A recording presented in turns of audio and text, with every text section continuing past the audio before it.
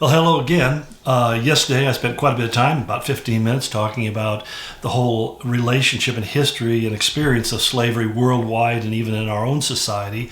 And I've shared a lot of my different views with you. And so if you didn't get that, I don't want to take the time to go over all that again, but I would encourage you to go back through it, because one of the things we have to understand, I think that Thomas Sowell, the great African-American economist and philosopher, said very clearly in his studies that slavery was basically an economic issue, and it would have died off on its own once harvesting had become economically profitable. And also it's kind of interesting because many historians will talk about the African-American slave owners who owned African-American slaves. But historically, slavery was something that didn't look at the color of a person's skin. It just looked at the availability of their bodies. And so even in Rome, many of the slaves were Greeks. They had conquered the Greeks and conquered many of their cities, and they enslaved the people. So whenever they conquered a city or a nation, they would enslave the people. Of course, that's what happened to the Jews, both in 586 when the Babylonians destroyed them, and again happened in 70 AD when the Romans destroyed them.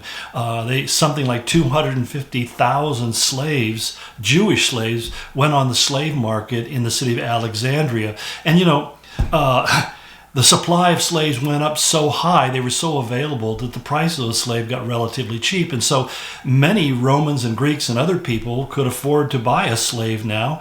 It was like today we buy a dishwasher. Basically, they'd buy somebody to do all their work for them, and that was considered to be a real advantage.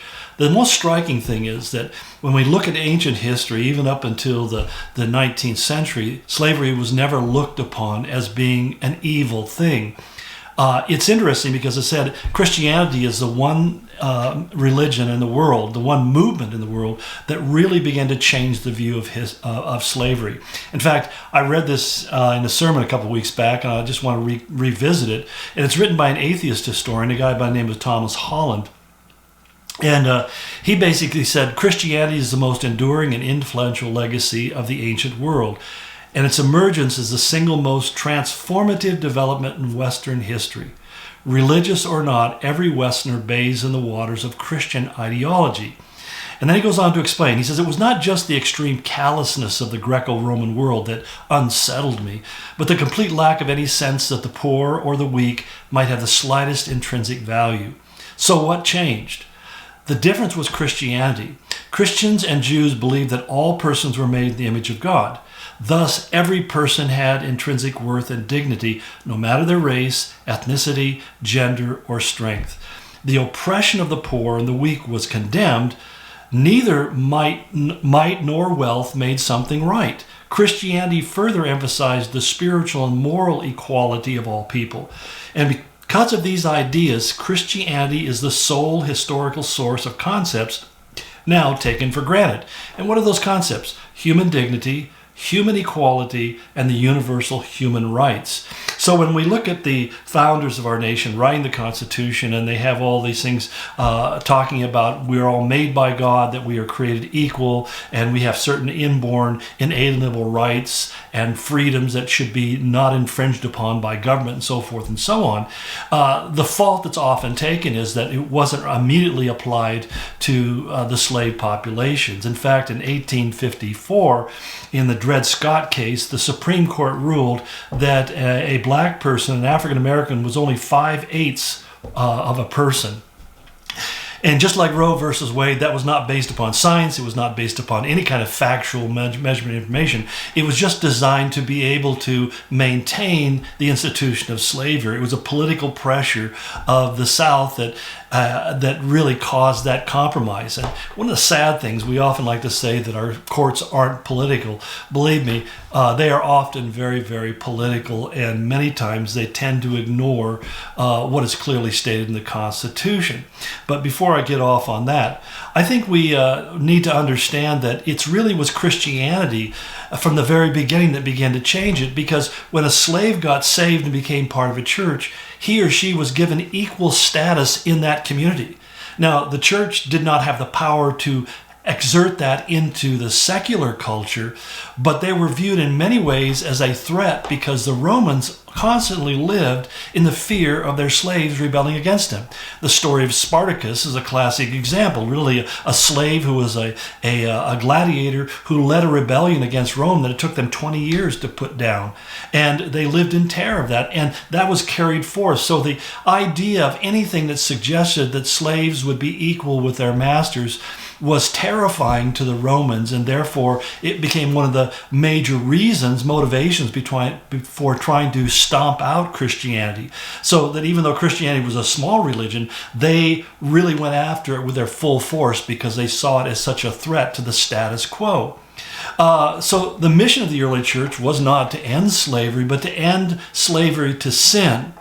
So that all men, the Bible said, were oppressed by slave, and Christ came to free us from the enslavement of sin, that we might become enslaved to him.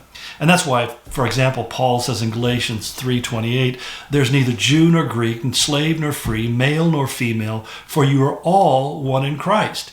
Now, that doesn't strike us as revolutionary. You have to understand that for a Roman or a Greek reading that in the first century, they would have flipped out. How dare you suggest such a thing?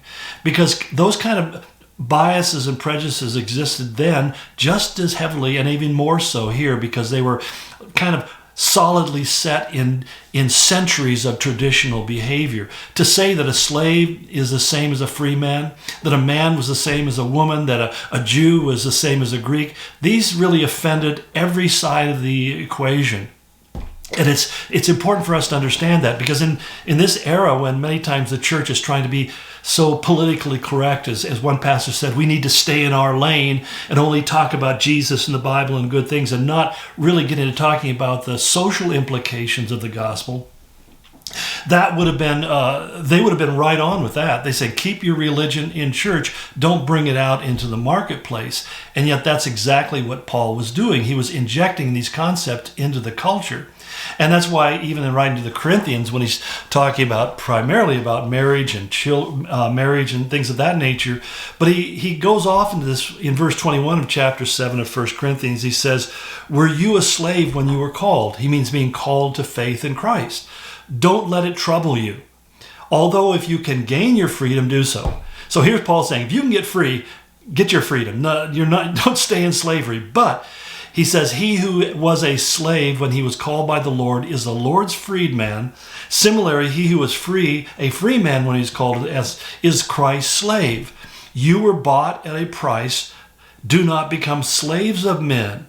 Brothers, each man as responsible to God should remain in the situation God had called him to.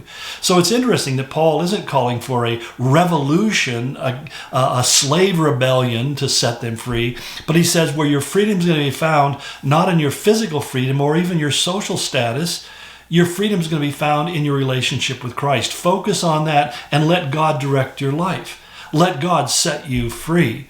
And one of the things we know that there's certainly in Paul's letter to Philemon, he's really exhorting Philemon whose slave had run away and had found Paul, and Paul led him to Christ in Rome while he was imprisoned there. He sends him back to Philemon because that's what Roman law required. But he tells Philemon, treat him as a brother, no longer as a slave.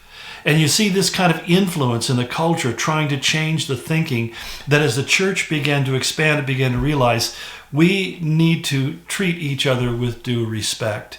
And so there's a vast difference between those things. So when Paul begins this whole series by saying to us, slaves, basically obey your earthly masters, he's not basically saying, I want you to always stay in this subservient position. I want you to recognize that where you are is the position that God has found you, and you use that as a way of serving Christ. We have a perfect example of that in the story of Joseph in Genesis, where Joseph is a slave and he rises up through all sorts of circumstances and goes through all sorts of adversity.